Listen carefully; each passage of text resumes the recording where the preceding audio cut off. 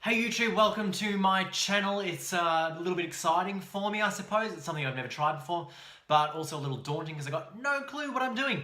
So hopefully with those things combined, there might be some awesome bloopers for you to look at or actually some really interesting content for you to listen to as well. So as I go along, feel free to comment down below and post some questions, some thoughts of your own, and we'll see where that leads to. I just wanted to maybe introduce myself. As I said, my name is Josh, and I'll probably give you a little bit of my thoughts, I suppose, from my context. I'm a Christian, so what does that mean and how does that impact my life and what does that do for my worldview as well? Today I want to start with a topic that's probably a little bit deep, I suppose, a little bit scary to start with. So the topic is death. The reason this is something that I wanted to start with is because today is actually the anniversary of my grandma's death.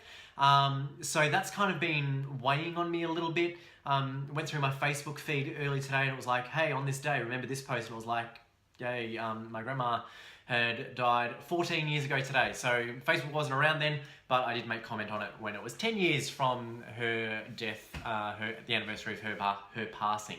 So that's part of the reason I wanted to talk about this, but the other reason is that I actually also had a funeral to go to today. So all the planets aligned, or whatever you want to call it, and death is the topic of the day. What actually happens when you die, and how do we deal with that? So my faith tradition is probably a little bit different to other faith traditions as well. In our view of what happens when you die, by some is probably seen as a little bit odd. So hopefully we get some good discussion happening and you get some insight into it, maybe get a new understanding for what can happen and thoughts about what happens when you die. My grandma had cancer and she was taken into palliative care for the last probably 2 or 3 months of her life, and the family would visit there all the time. So it was this facility where people who are dying go, and you kind of go there and it's a really somber place to begin with because you know that people are there because they're going to die. Out at my uncle's place, we got the phone call saying that she had passed away, and all of my dad and his siblings and my granddad, they were all in the room when it happened. So we drove into the facility and the nurses had done what they do and prepared her body for a viewing from the family so that we could all say our final goodbyes. And I remember walking in there with a sense of awe, a sense of reverence, a sense of respect, a sense of hope even for the fact that my grandma died as a believer in Jesus, and that gave me a hope for what was to come. My brothers, who also grew up in the same faith tradition as I, had all left and have all left the church for various reasons. I don't know the ins and outs of all of those, but they are no longer regular church attenders. And I remember walking in and seeing one of my brothers just sitting on a seat, and he was a blubbering mess. Like, this guy who I don't think I'd seen cry since he was about 10 was just tears and uncontrollable sobbing. I was not like that, and I think it was because of the faith that I knew my nan had and the hope that I knew she had. So there's a few texts in the Bible that give us an idea of what death is about, and they can be a bit confusing and they can be a bit contentious as well. So I just want to take you through a couple of those and see what your thoughts are. So as I said, comment below. Let's have a discussion on this one. And hopefully this may give you encouragement as well if you're facing the prospect of losing someone you love. So let me take you through a few texts that really shape what it is that I believe happens when you die. You see, I do not believe that when you die you go to heaven. I believe that when you die you are dead. You're in the grave. You have no brain capacity. You're like, that's it. And that's, for me, a biblical teaching. So let's have a look at a few texts. I want to have a look at the text in Luke chapter 8, verse 49. So Jairus comes to Jesus and says, hey, my daughter is dying. And while he's with Jesus, word comes to him in verse 49 of Luke chapter 8. It says, don't bother the teacher anymore, your daughter is dead. And on hearing this, Jesus says to Jairus, don't be afraid, just believe, and she will be healed. When he arrived at the house with Jairus, he did not let anyone go in with him except Peter, John, and James, 3 of his disciples, and the child's father and mother. Meanwhile, all the people were wailing and mourning for her. Stop wailing, Jesus said. She's not dead, but asleep. They laughed at him, knowing that she was dead. But he took her by the hand and said, my child, get up. Her spirit returned, and at once she stood up. Then Jesus told them to give her something to eat. Her parents were astonished, but he ordered them not to tell anyone what had happened. Jesus uses the words that this girl was asleep. Now, this is what I believe happens when you die. And perhaps one of the other best examples we can use to illustrate this is from the book of John. Matthew, Mark, Luke, then John in the New Testament. John chapter 11, verses 11 through 14. Now, this is the story of Lazarus, one of Jesus' closest friends, who has also died. Lazarus has sisters Mary and Martha who have sent word to Jesus, come, Lazarus is ill. And Jesus doesn't come back. And then Lazarus dies and they're like distraught because Jesus didn't come to see his best friend before he died. Verse 11 onwards, we pick it up and it says, after he had said this, he went on to tell them, our friend, to his disciples, he says, our friend Lazarus has fallen asleep, but I'm going to wake him up. His disciples replied, but Lord, if he sleeps, he'll get better, he'll wake up. But Jesus had been speaking of his death, but the disciples thought he meant natural sleep. So then he told them plainly, Lazarus is dead.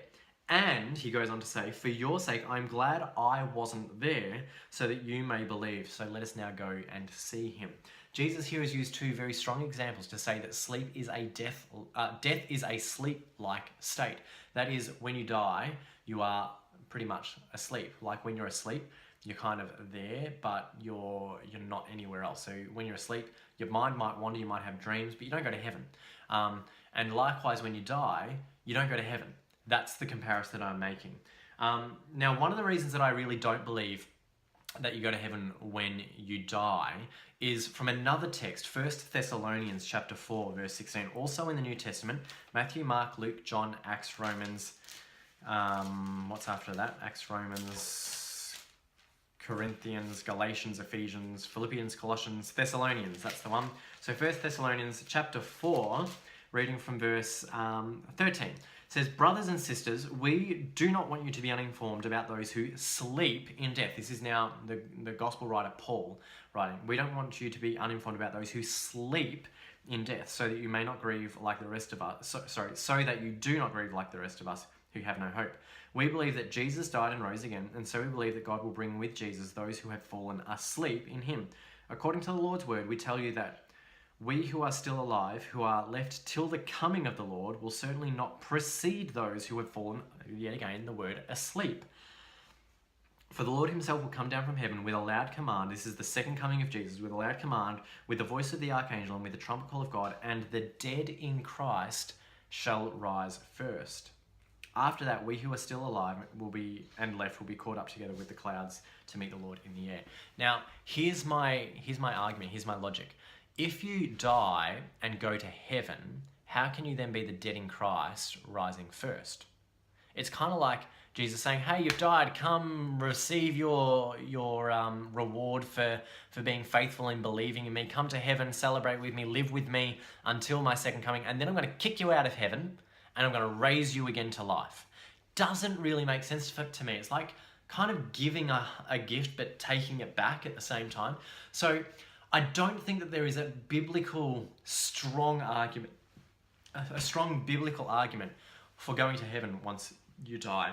Now, the other text that I want to look at that kind of gives us an understanding of perhaps where some of the confusion comes from around death is also in the book of Luke, the Gospel of Luke, chapter 23. Now, this is Jesus' death himself. So if you're going to talk about Jesus, let's talk about Jesus and his death. So the death of Jesus on the cross with two criminals. I was going to say two other criminals, but I honestly don't believe Jesus was a criminal. And one of these criminals also makes that statement. So reading from verse 39, one of the criminals who hung there hurled insults at him being Jesus, saying, aren't you the Messiah? Save yourself and us. But the other criminal rebuked that criminal, saying, don't you fear God, he said, since you are under the same sentence. We are punished justly, for we are getting what our deeds deserve. But this man, this Jesus, has done nothing wrong. Then he said to Jesus, Jesus, remember me when you come into your kingdom. And Jesus answered him saying, and this is probably where the confusion comes from, because when the Bible was written, there wasn't really a lot of punctuation and grammar and that kind of thing. So we've inserted full stops and commas and semicolons and all that kind of thing to try and make logical sense of the syntax of the sentences that are in the Bible. So Jesus answered him and said, truly I tell you, comma, today you will be with me in paradise. So when we read that in an English situation, it says, truly I tell you, today you will be with me in paradise. Perhaps the comma is in the wrong spot. Perhaps the comma should actually be after the word today, which means the whole context of that text would change.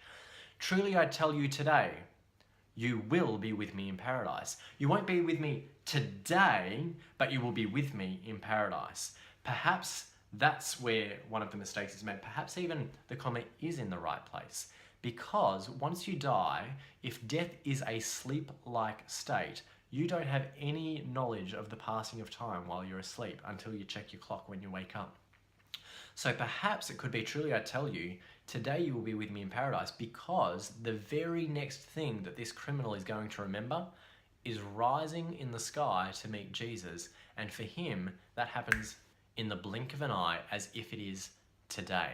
So when my grandma died, I had a hope, because I truly believed and truly know what she believed, that she would see Jesus again. She had no fear of death, because she waits for that resurrection morning when she looks up into the sky and sees the eyes and the face of the one that she had faith in her whole life. My prayer and my hope for you is that you can have that as well.